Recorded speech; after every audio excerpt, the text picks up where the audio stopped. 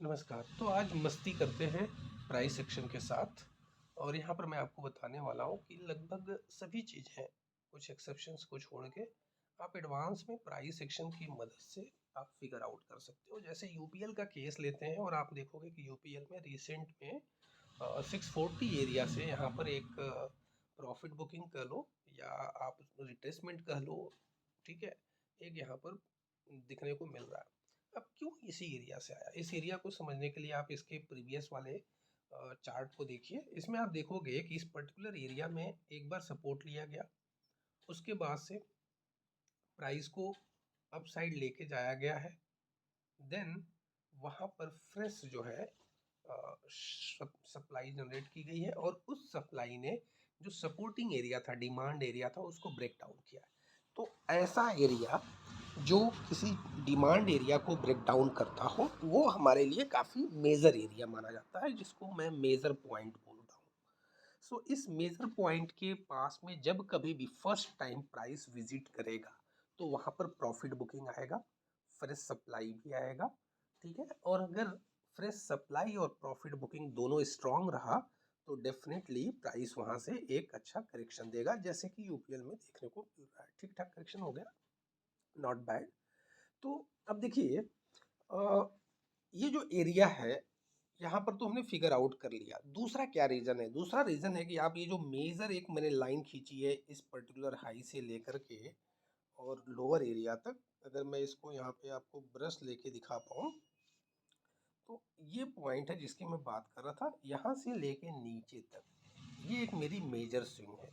इस major swing के अंदर माइनर स्विंग्स हैं, जैसे कि यहाँ पर एक एरो मैंने बना रखा है।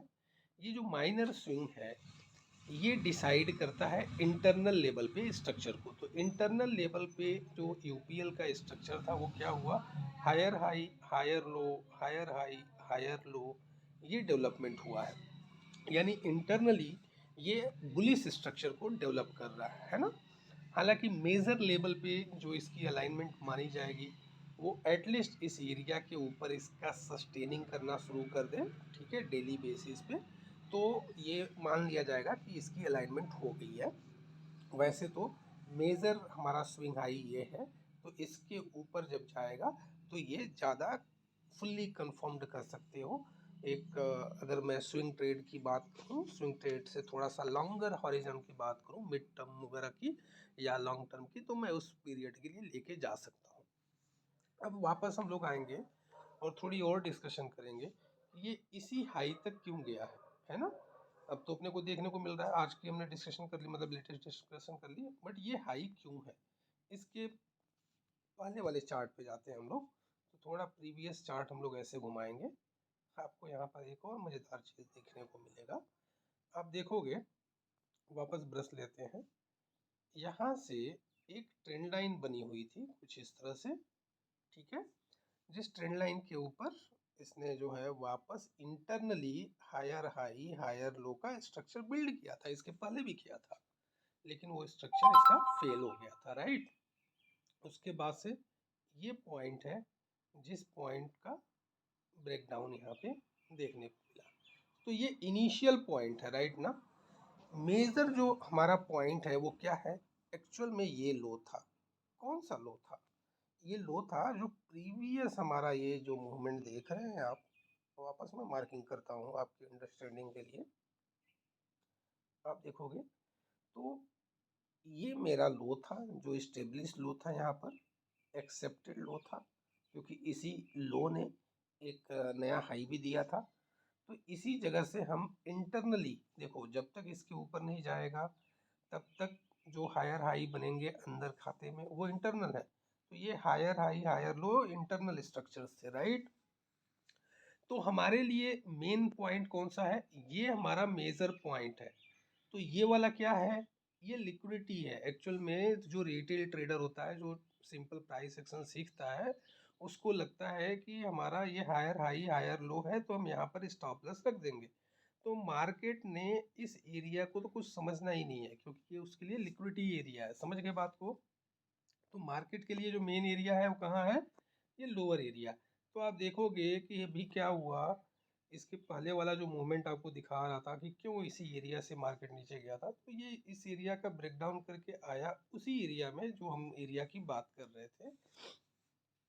ठीक है, कौन सी एरिया? ये वाली अपर साइड वाली, यानी कि ये लो बना के और कहाँ गया मार्केट? इसी एरिया तक गया। क्योंकि ये एरिया मेरा पहले क्या था, डिमांडिंग एरिया की तरह रिएक्ट कर रहा था, तो अब इस एरिया के ऊपर प्राइस को जाने में मशक्कत करनी पड़ेगी, यहाँ पर सप्लाई जनरेट हो जाएगी। और हुआ वही कि ब्रेकडाउन हुआ, उस एरिया में गया और वापस एक नया स्विंग लो इसने बना दिया। तो होप कि आपको ये समझ में आ गया होगा कि ये वाला एरिया क्यों इम्पोर्टेंट था और इसी एरिया तक प्राइस क्यों गया। अब थोड़ा सा और इसका R&D करते हैं, थोड़ा सा और पीछे चलते हैं ताकि और ज़्यादा बेटर आपको क्लियरिटी आए कि कितना बेहतरीन तरीके से प्राइस एक्शन काम करता है। केवल UPL की बात नहीं है, आप ये किसी भी स्टॉक के अंदर में थोड़ा अपना स्टडी करेंगे, और ये आपको पास्ट स्टडी करके नहीं होगा, मैं ये पास्ट हिस्ट्री करके दिखा रहा हूँ, तो ये कहीं भी आपको आसानी से मिल जाएगा और कोई भी दिखाएगा।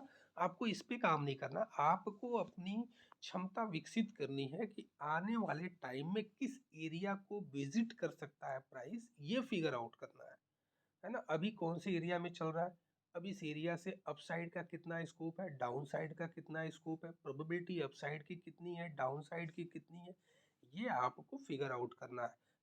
हिस्ट्री तो देख के कोई मतलब नहीं बनता, history is just for your learning, right. ये लर्निंग के लिए है आपकी, हाँ ऐसे होता है। अब वो ज्ञान जो है आपको फ्यूचर फारकास्टिंग में लगाना है, आने वाले टाइम के लिए लगाना है, नहीं तो फिर फायदा क्या है। तो आप देखोगे ये हमारा हाई था, ये मेरा स्विंग था, तो ये मेरा मेजर स्विंग है, इसके अंदर में इंटरनल हमारे स्विंग्स भी बनी हुई हैं। यहाँ पे आने के बाद वापस इसने higher high higher low establish करने की कोशिश की, और यहाँ पे इसने लिक्विडिटी बनाई है ना, ये सारी लिक्विडिटी इसने हंट कर दी वन शॉट में। मार्केट के अंदर में जनरली इंटरनल स्ट्रक्चर्स ऐसे बनते रहते हैं, ठीक है, अपोजिट साइड के खास करके। यानी कि मान लो डाउन साइड में जा रहा है, तो ये क्या करेगा कि जो मेजर स्विंग है उस मेजर स्विंग के अंदर में हायर हाई हायर लो बनाना शुरू कर देगा। अब यहाँ पर रिटेलर ट्रैप हो जाता है, क्यों?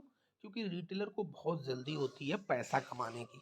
तो रिटेलर क्या करता है कि आवरली चार्ट प्लाट करेगा, 1 घंटे का चार्ट प्लाट करेगा, 1 घंटे के चार्ट पर उसको हायर हाई हायर लो का स्ट्रक्चर दिख जाएगा। अब वो समझता नहीं है, वो क्या करेगा, फुल डिप्लॉयमेंट करता है। रिटेलर हमेशा यहाँ पे दूसरी गलती करता है, पहली गलती तो जल्दबाजी की है, दूसरी गलती करता है किसकी, उसको क्या रहता है लोअर टाइम फ्रेम पे, यानी बहुत जल्दी मची रहती है कि भैया हमें जल्दी से चीज़ों को पकड़ना है। और दूसरी गलती होती है उसकी कैपिटल डिप्लॉयमेंट की, वन शॉट में कैपिटल को डिप्लॉय करता है। कभी भी ये काम नहीं करना चाहिए। बड़े से बड़े आप देखोगे इन्वेस्टर्स भी हैं ना, वो मल्टी फेज में अपने कैपिटल को डिप्लॉय करते हैं। तो आपको भी उन्हीं की नकल करनी है, जैसे जैसे प्राइस का मूवमेंट आए उसके हिसाब से अपना डिप्लॉयमेंट रखिए, और हमेशा एक प्रोविजनिंग रखिए कि मैं जिस एरिया पे ऐड कर रहा हूँ इसके ऊपर जो मैं ऐड करूँगा उसको मैं पिरामिडिंग कहूँगा, उस पिरामिडिंग को मैं कहाँ कहाँ करने की कोशिश करूँगा। और जिस एरिया पे मैंने ऐड किया है इसके नीचे अगर प्रोबेबिलिटी है, ये जानते हुए भी कि हाँ इसके नीचे 5-6% 8% का स्कोप है, कई बार हमें ऐड करना पड़ता है क्योंकि वो एरिया बहुत इंपॉर्टेंट होता है और वहाँ से एक चांस है कि हो सकता है कि लोअर एरिया में न जाए, राइट। तो उस कंडीशन में हम क्या करते हैं, उस कंडीशन में हम लोग मल्टी फेज एंट्री प्लान करते हैं, और लोअर एरिया डिफाइन करना पड़ेगा। ऐसा नहीं कि नीचे चले जा रहा है हम एवरेज करते जा रहे हैं, नीचे चले जा रहा है एवरेज, ये नहीं, that is non professional approach. वो अप्रोच नहीं करना, आपको पहले से फिगर आउट करना है कि this is the area, in areas में जाएगा तो हम ऐड ऑन करेंगे। टोटल हमारा 5 फेज 6 फेज का हमारा एंट्री प्लान है। एनी हाउ, तो अब देखोगे इसने क्या किया, इस एरिया को ब्रेक किया, लेकिन again I am telling you ये मेरे लिए इंपॉर्टेंट नहीं है। अपना इंपॉर्टेंट पॉइंट कौन सा है, ये वाला, ठीक है, जहां से इसने सपोर्ट लिया था और इंटरनल जो स्ट्रक्चर था ये लो था, इसको ब्रेक करके ऊपर जाके क्लोज कर गया था। इट मीन्स कि ये थोड़ा इंपॉर्टेंट एरिया है मेरे लिए। तो अभी अगली बार देखो क्या हुआ, प्राइस ने जब इसको नीचे विजिट किया और ये फटक से रीस्टोर हुआ, ये पूरा का पूरा एसएल हिट किया। किसका एसएल लिया, अब ये देखो शॉर्ट करने वालों का एसएल लिया, पहले लॉन्ग करने वालों का यहाँ पे लिया, फिर लोगों ने यहाँ पे शॉर्ट किया, उनके एसएल को पूरी की तरह से इन्होंने उठा लिया। That is called liquidity. Market ऐसे लिक्विडिटी कई बार जनरेट करता है और आपको ये समझना पड़ेगा कि क्यों ये अपर एरिया में गया। इसका रीज़न ये है कि यहाँ पर एक सप्लाई थी और ये सेकेंड वाला जो आप देख रहे हो ना, एक बार नीचे आके ऊपर गया है, ये पुल बैक की सप्लाई है। So this one is the pull back supply. और ये दोनों एरियाज हमारे लिए क्या है, ये सप्लाई एरियाज है। ठीक है, इसको स्मार्ट मनी कंसेप्ट में हम लोग एक तरह से आप बोलो कि ऑर्डर ब्लॉक बोलते हैं। ऑर्डर ब्लॉक क्या होता है ये मैं बाद में बताऊंगा। ठीक है, सो एक मेजर ऑर्डर ब्लॉक है जिसको हम लोग पॉइंट ऑफ इंटरेस्ट भी बोलते हैं, पीओआई भी बोलते हैं, क्योंकि हम लोग मेजर स्विंग पे स्टडी कर रहे हैं। तो ये पॉइंट ऑफ इंटरेस्ट यानी कि पीओआई है, एक ऑर्डर ब्लॉक है। इस ऑर्डर ब्लॉक के जस्ट पास में जाके और ये नीचे आ गया था, समझ गए। इतना क्लोज जाने के बाद जनरली इसकी टेस्टिंग होनी चाहिए थी, जो कि नहीं हुई। तो यहाँ पर क्लियरली ये ऑपरेटर्स की या जो बड़े प्लेयर्स थे उनकी बदमाशी थी, या ये कह सकते हो कि बीच में कोई इवेंट आ गया होगा जिसने ऑपरेटर की चाहत वाली जो पाथ थी उसको फुलफिल नहीं होने दिया। यानी ऑपरेटर की इच्छा थी यहाँ ले जाने की, यहाँ पे, पर वो हो नहीं पाई क्योंकि उस दिन इवेंट कोई आ गया, रिजल्ट आ गया, कोई डिक्लेरेशन आ गया, कोई न्यूज आ गई। तो जाना कहाँ था, जाना था जापान, पहुंच गए लंदन, समझ गए, नीचे चले गए due to that event. But operator की तो प्लानिंग है ना। क्यों प्लानिंग है, क्योंकि उसने यहाँ पर ऑर्डर पंच कर रखे हैं और उसे उस एरिया में अभी रिविजिट करनी है, उसके ऑर्डर अभी भी ओपन है। ठीक है, सो यहाँ से प्राइस बहुत झटके के साथ रिस्टोर किया इस ऑर्डर ब्लॉक में, इस पॉइंट ऑफ इंटरेस्ट एरिया को, और उसके बाद वापस बैक टू पवेलियन। लेकिन अब नेक्स्ट टाइम देखोगे ना, तो इसके लिए ये जो एरिया आपने निकाला है ये थोड़ा चैलेंजिंग हो जाएगा। और दूसरा, ये ट्रेंड लाइन देखो, ये ट्रेंड लाइन करोगे ना, आगे जाएगा तो इस एरिया तक, यहाँ तक जाके, क्योंकि अभी लिक्विडिटी हो जाएगा, ये लिक्विडिटी हो जाएगी नीचे वाली, क्योंकि लोगों को लगेगा कि हाँ भाई यहाँ पे स्टॉप लॉस लगा दो, जबकि उन्हें पता है कि दिस इज द लिक्विडिटी, अपने को एक्चुअल में काम यहाँ पे करना है। तो देखो अगली बार इन्होंने हायर हाई हायर लो बनाया, इसी एरिया तक गए और उसके बाद वापस इन्होंने ब्रेक डाउन कर दिया। ये चीज़ बड़ा आसान लगता है जब चार्ट बन गया हो। सही बताऊं, जब लाइव मार्केट में चल रहा होता है तो हवा निकल जाती है, पर आपकी आंखें इतनी ट्रेंड होनी चाहिए कि इस चीज को लाइव मार्केट के अंदर आप कैच कर सको, तभी फायदा है।